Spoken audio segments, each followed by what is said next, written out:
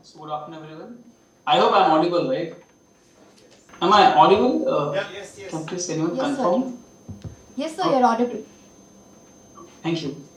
So, thank you, ma'am, for a brief introduction, and thank you for the Professor Amit for introducing me, for this event. Unfortunately, I'm not there in person there because of some personal commitments. But anyways, I'll discuss briefly about some of the research activities, which we did in last couple of years, and how this research has translated into the product. And of course, after the product, it's like about the commercialization now. So we are where we are about.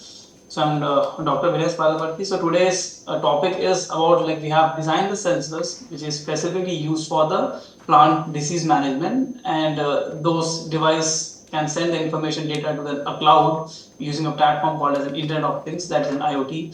And the sensors, even in an IoT cloud, we do certain artificial intelligence and machine learning algorithms, for this plant disease prediction. So I just skip this part. So let me come to the problem statement first, how it started actually. So initially when I was doing my PhD, so in that journey, we had a startup. So we had incubated a startup during a PhD journey, which was named as Proximal Solutions Technology. So where I was one of the co-founder, which we have founded in 2017. So at that time, objective was to deploy the sensors and the systems, focusing mainly on the irrigation management. Okay, so we did a lot of deployment across various regions in India. Started with Maharashtra first, then Karnataka, Gujarat, and some parts of Madhya Pradesh, and so on. So during one of the deployment in Pune, it was close to like about 2 hours from Pune. So we have deployed a system in a farm, which was like a tomato farm, and we have deployed the systems. The objective was to tell the farmers about the optimum irrigation, when to irrigate and how much to irrigate. So during that phenomenon or during that testing, so there was a crop and there was a tomato in that crop. So that certainly got got a disease attack. Okay, and farmers was very worried, maybe because of the system it could have happened. So, so then we had a detailed discussion about how this disease can germinate, and then farmer has told us, like, we are using the sensors for irrigation. Why can't you think of a sensors for the plant disease management? So that was a journey, and that was a point, I think, where we started focusing on the plant disease management, specifically the sensors for the plant disease management, and it started sometime in 2019. So with that motivation, so what we try to understand is that, so as of now, if I talk only of the crop losses due to the plant disease, due to animal pest, it leads to about 18% loss, and due to the weeds, it's about like 34%, and 16% is for the microbial diseases. So our motivation was to first focus on the 16%, and the rationale for doing that was because microbial disease is very much similar to a human body. If there's a sudden change in the temperature, and if rainfall occurs and so on, so possibly if it does not have a good immune system, the disease so disease may attack us, right? So similar thing is valid for the plants too. But when we started this study, and since we were the co-founders of the company, so always business is the aspect which we always think of. So then we thought that if we have a sensors and system which can detect the plant disease well in advance, so what's the market for that? So let's understand the market. Really, does it have any market? So then we did certain analysis, which is called as TAM, SAM, and SOM. So total available market, service available market, and the operating market. So if I talk about the total irrigated land in India, which is about like 163 million acres, so this is almost like 2018 data. This number could have changed right now. So if I talk about this particular market, so it is about like 163 million acres of land, right? And out of this 160 million acres, if I just focus on an horticulture crop, so that is close to about 37 million acres, and even if you capture say 10% of this SAM, that is serviceable market, so that can lead to 3.7 million acres of land. So objective of the study was to just understand that even if we have one system per acre, possibly we can have them 3.7 million acres of devices in a field, maybe in the time span of 5 years or 10 years down the line. So that was objective. We started with this analysis, but before that, let us understand briefly what there are different ways how this plant disease monitoring can happen. So first is the conventional lab techniques, which is widely reported in the literature, and even the traditional way which is followed till date. Which offers very high selectivity to the disease identification, and also the reliable is more, if you go with the lab based technique. But one of the drawback is that the time consuming is very high to get the data. That's the second first thing. The second thing, the transit time, like to take the samples from the field to the lab, possibly it can happen, you may lose some features of the disease. So that is the first thing. First technique, if I say. The second technique is image-based methods. Again, there are various reported works. There are many companies who do an image-based method for this plant disease detection. So they take an image of the leaf. So there are, I think, Plantix is one of the app, which do this job for us. So they take the image of the plant and then they will tell you, which disease it has. Okay, and also they will tell you about the control measures. But and one of the beauty of this image-based technique is that, of course, it requires very less time. So you just take the image of the leaf and you get the data, as soon as possible. So within a few minutes of time frame, right? But of course, for this image-based technique, one of the important bottleneck is that of course you need a lot of data to be trained for the respective image. And one of the major drawback of the image-based method, which I personally feel, is that once the disease occurs, then only image can detect that image, then no disease has occurred, right? So possibly of advising the farmers at least say 1 week in advance may not be possible by using the image-based method. So then we have third based method is the sensor based method, where what we do, this is what the information has been given by the farmers to us. Even we were not aware that environmental factors can be used to detect the plant disease. So this is something which farmers has given this information to us. So that even we can have a sensors which can detect the plant disease. The advantage of the sensor based method is that since we get a time series data, okay, so we get a data with respect to time, okay, and if we can collect the data from say 2000 to till date. So you can see just the amount of data which has been collected so far, right? And we can get all these parameters from either from the internet, or even we can have our own systems where we can get all this data. Right? Environmental parameters like say temperature, humidity, leaf parameters like say leaf wetness durations, soil parameters like soil temperature and soil moisture, and so on. Okay, so this technique, the advantage what you get over the other two techniques, that is the lab-based and the image-based techniques, is that in this technique, since we get a time series data and we can get a data from the previous year also, so that can help us to predict the plant disease well in advance. Say for example, if I have data from last 10 years, I can predict what can happen in 2040 or 2024, 2025. Right. So that advantage we get with the sensor-based methods. Of course, it also has its own limitations. But in this work, which we did from last couple of years, so that is mainly focused on the sensor-based method and to design a sensors for the plant disease management. So the core idea is very simple, that if we have a wetness on the leaf for a particular amount of time, so in few hours, and at that time if temperature is in the range of say 10 to 15 degrees, or say 5 to 15 degrees, and during this time if my leaf wetness is in the range of say 5 to 10 hours, and at the same time if my humidity is more than 90%, possibly the disease in Phytophthora infescens attack or can generate on the plant. Okay, so this is a basic core idea, and then we got this numbers from the literature and even from the National Horticulture Board.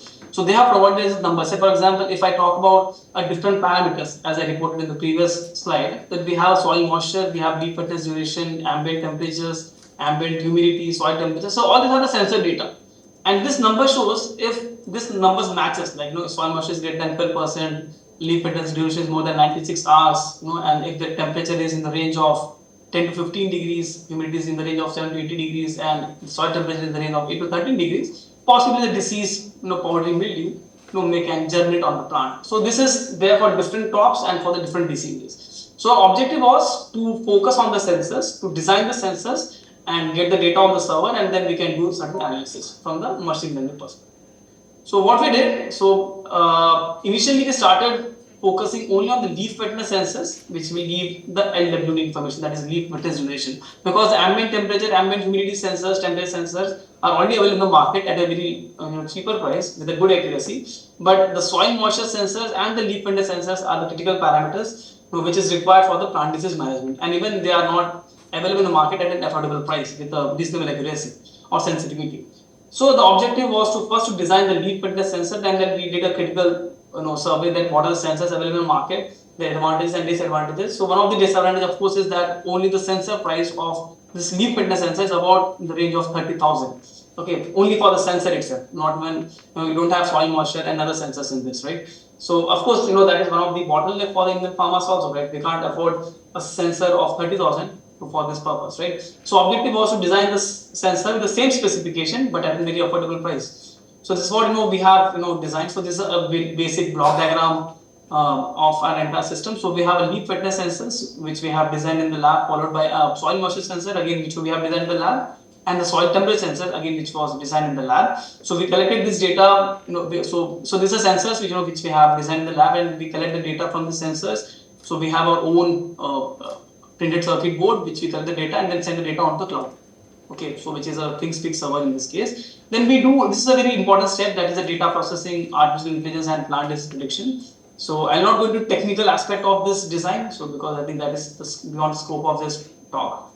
So this is a leaf wetness sensor which we have designed specifically for this application for the plant disease management, and it almost meets the specifications of the sensor that are already there in the market. So one of the beauty of this technique is that of this sensor is that if I just focus only on this part, that is the temperature. So if the temperature in the field changes, even from say 20 degrees to 70 degrees, the sensor response changes only by say 2%, which is a very phenomenal feature of this sensor.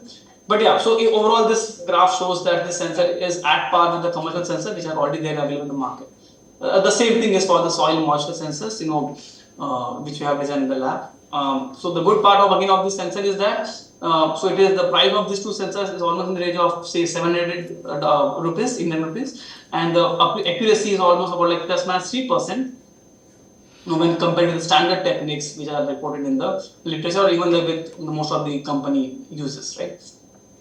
So yeah, I think this is an overall design or the system which we have deployed in the field in our campus. So this is the hardware which is developed in the lab, and you can see it has some processors or controllers here and some Wi-Fi modules, some on-chip sensors, that is a temperature and humidity sensors, and then the leaf soil moisture sensors and leaf wetness sensor and soil temperature sensors attached to this board. Okay, and this is a system which we have deployed in our campus. So we have deployed this system first in a mango plant because that was readily available in our campus, and this simply shows the snapshots of this system.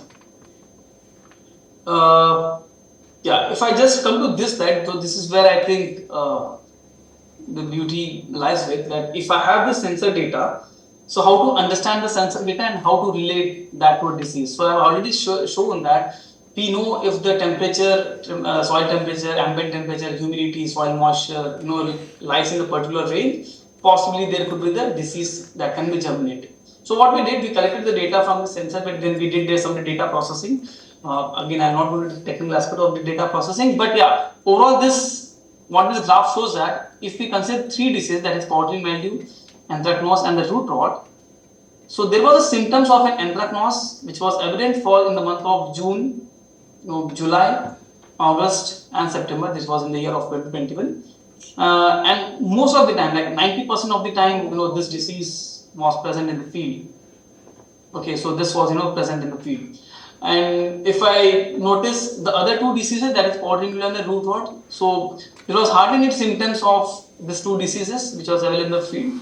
Okay, so again, to cross check, what we did is we used to collect the images of these crops. I'm really sorry I have not put those images in the slide, but yeah, we used to collect the images of this crop, and then we used to send this to Agricultural University which is in the close by, so called as the Junagadh Agricultural University. So we give the samples to them, and then we ask to identify the sensor is showing that we have anthracnose as a disease which is present in the plant. So what your method says. So they have their own lab methods, and then they confirm that there is a traces of an anthracnose in the mango plant, which is evident even from the sensor data as well as from the lab-based technique which they have performed. Okay. So this is some of the important exploratory data analysis which we did from the sensor data. So if I just talk about this bar graph which is there in the top side.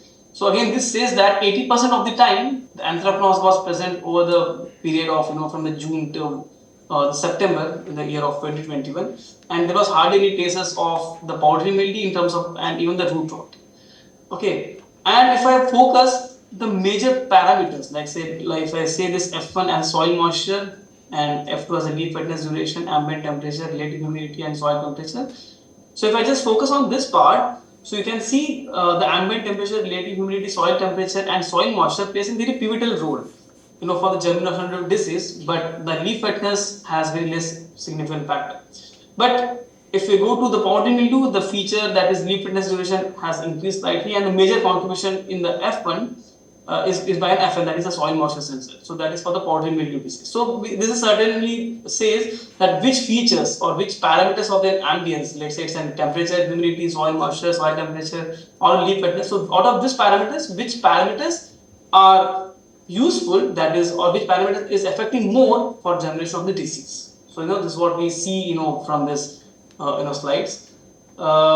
So again, this is some of the neural network model. I'm not good in this neural network model. This is one of my colleagues who has implemented this model. So what this model says is that if we give these features as an input, like say soil moisture, soil temperature, ambient humidity, ambient temperature, and the leaf wetness duration. So if we give these features as an input, so this model will train, this deep learning model which will train itself, something called an LSTM model. So this model will train based on input features which is getting from the sensor data, and then it will tell the probability of the disease occurrence, that is the powdery mildew, anthracnose, or an earthworm.